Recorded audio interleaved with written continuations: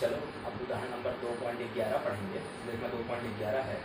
कह रहे हैं यदि z बराबर a की घात 4 b की घात 1/3 पूरे का बटे c d की घात 3/2 हो तो z के मापन में आपेक्षिक त्रुटि हमको ज्ञात करना है, या इसी को सापेक्ष त्रुटि भी कहते हैं। तो पहले जो z का सूत्र दिया गया उसको लिख लिया। z बराबर a की घात 4 b की घात 1/3 पूरे का बटे c d की घात 3/2।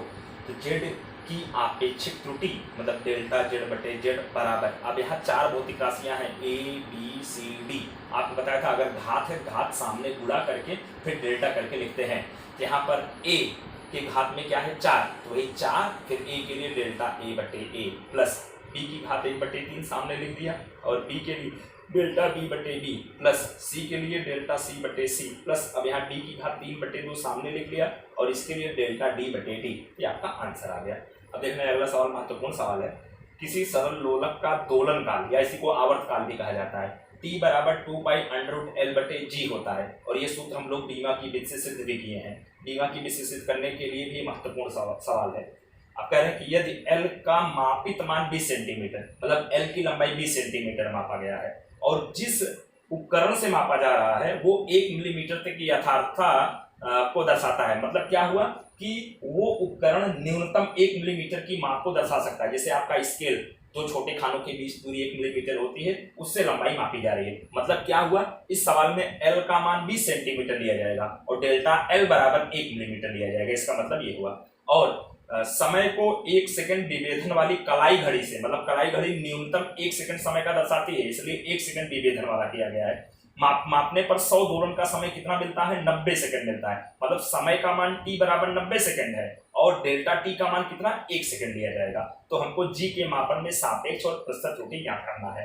तो देखना L बराबर 20 सेंटीमीटर ले लिया और डेल्टा L बराबर 1 मिलीमीटर। अब ये सेंटीमीटर में जिसको भी सेंटीमीटर बदलेंगे तो मिलीमीटर को सेंटीमीटर बदलने के लिए 10 का भाग देंगे, क्योंकि 1 सेंटीमीटर बराबर 10 मिलीमीटर होता है। तो 10 का भाग देंगे तो 0.1 सेंटीमीटर आ जाएगा। और समय t बराबर 90 सेकंड और डेल्टा t बराबर 1 सेकंड दिया गया है। अब आवर्त काल का सूत्र t इक्वल्स टू 2π√L/g। अब हमको स्मॉल g के मापन में सापेक्ष त्रुटि और प्रतिशत त्रुटि ज्ञात करना है। तो यहाँ से स्मॉल g का सूत्र बनाना है। तो स्मॉल g का सूत्र कब बनेगा, जब ये वर्ग हटेगा। तो वर्ग कैसे हटेगा, देखना है रूट कैसे हटेगा। तो रूट हटाने के लिए दोनों पक्षों का वर्ग करने पर, तो वर्ग करेंगे तो t का वर्ग t स्क्वायर, 2 का वर्ग 4, पाई का वर्ग पाई स्क्वायर, और रूट हट गया L पूरे का बटे g। अब यहाँ से g का सूत्र बनाएंगे, g यहाँ चला जाएगा, t स्क्वायर उसके स्थान पर आ जाएगा। तो g बराबर 4 पाई स्क्वायर L बटे t स्क्वायर। ठीक है। अब यहाँ पर आप लिखेंगे g के मान में सापेक्ष त्रुटि।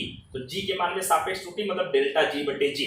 अब यहाँ पर गौर करना ध्यान से, यहाँ 4 पाई स्क्वायर जो अपने सापेक्ष त्रुटियां निकालते हैं भौतिक राशियों के लिए निकालते हैं, तो ये जो 4 पाई स्क्वायर या कोई भी इस तरह से संख्यात्मक माना है तो उसको छोड़ दिया जाता है। यहाँ दो भौतिक राशि है, L है और T है, तो वही देखना सूत्र जब बनाया जाएगा डेल्टा G बटे G बराबर पहली भौतिक राशि L है, L के लिए डेल्टा L बटे L प्लस दूसरी भौतिक राशि देखना t स्क्वायर है, घात 2 है तो 2 सामने ले लेंगे, डेल्टा t बटे t, और ये 4 पाई स्क्वायर छोड़ दिया जाता है क्योंकि ये संख्यात्मक मान है। संख्यात्मक मान में कोई त्रुटि होती नहीं, इसलिए उनको छोड़ देते हैं।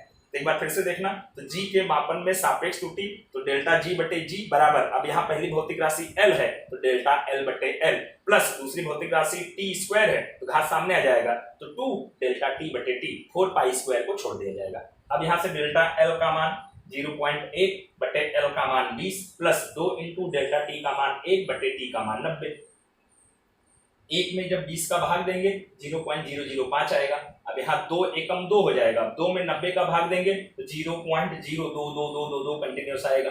अब इसको जब जोड़ेंगे तो 0.027 हो जाएगा, या दशमलव के 2 अंक तक लिखेंगे तो 0.03 हो जाएगा। तो ये आपकी आगे सापेक्ष त्रुटि। तो g के मापन में प्रतिशत त्रुटि क्या होगा तो डेल्टा g बटे g गुणे 100, तो डेल्टा g बटे g का मान 0.03 आया है गुणे 100, यहाँ 100 का गुणा करेंगे तो कितना हो जाएगा 3% हो जाएगा। इसका मतलब g के मापन में त्रुटि कितनी है 3% है।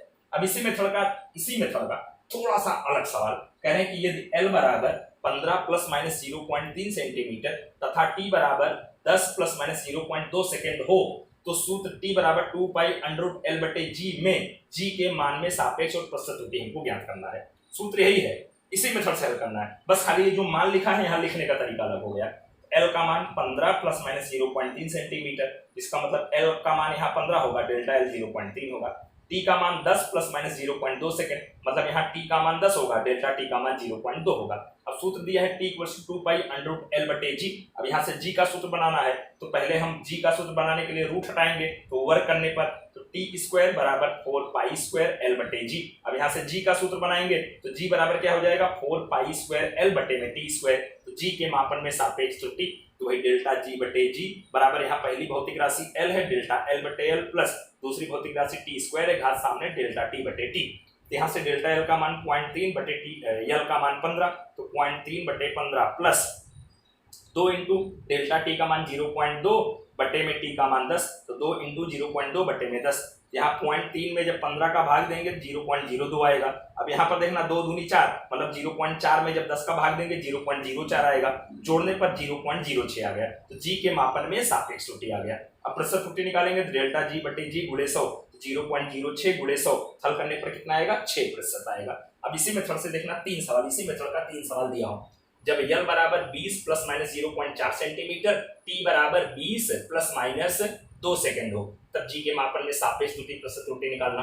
दूसरे सवाल में एल बराबर 15 प्लस माइनस 0.6 सेंटीमीटर, टी बराबर 50 प्लस माइनस 1 सेकंड हो, तो जी के मापन में सापेक्ष त्रुटि प्रतिशत त्रुटि ज्ञात करना। तीसरे सवाल में एल बराबर 100 प्लस माइनस 1.2 सेंटीमीटर और टी बराबर 40 प्लस माइनस 0.2 सेकंड, तो स्मॉल जी के मापन में प्रतिशत त्रुटि और सापेक्ष त्रुटि ज्ञात करना। इसी सूत्र का उपयोग करके जैसे ये सॉल्व किया गया है, इसी मेथड से आप लोगों को इसको सॉल्व करना है और इस मेथड के सवाल की अच्छे से प्रैक्टिस कर लेना है। ओके।